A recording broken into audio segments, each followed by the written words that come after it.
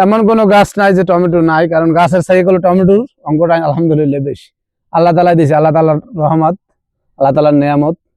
তার চেষ্টায় যে মানুষের সফলতা আসে দেখেন, এটাই তার প্রমাণ। কারণ আমরা মরুভূমির ভিতরে, বালুর ভিতরে এইভাবে যদি ফলন আনতে পারি, তাহলে আপনারা মাটির ভিতরে কেন পারেন না?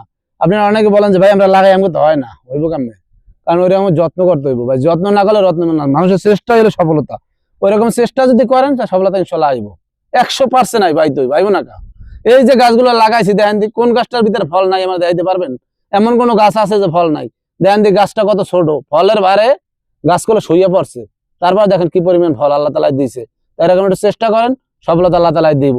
এই যে আমি দেখাইতে আছি এই লাইনটার ভিতরে এমন কোনো গাছ নাই যে ফল নাই, প্রত্যেকটা গাছে গুলো ফলে ভরপুর।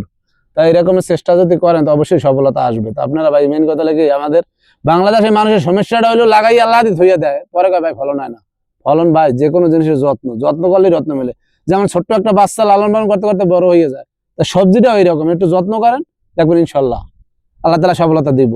তা এই রকমের যদি কেউ করার ইচ্ছে থাকেন বা উদ্যোক্তা থাকেন, তাহলে অবশ্যই যদি কোনো পরামর্শ জানা থাকে অবশ্যই কমেন্ট করবেন, কমেন্টে আমরা উত্তর দিতে চেষ্টা করব। আর এই ধরনের ভিডিওগুলো যদি আপনাদের ভালো লাগে অবশ্যই আমাদের চ্যানেলটাকে লাইক করবেন, কমেন্ট করবেন, শেয়ার করবেন, শেয়ার করে আমাদের পাশেই থাকবেন। তো ওকে, ভালো থাকবেন, আল্লাহ হাফেজ, দেখা হবে পরবর্তী ভিডিওতে।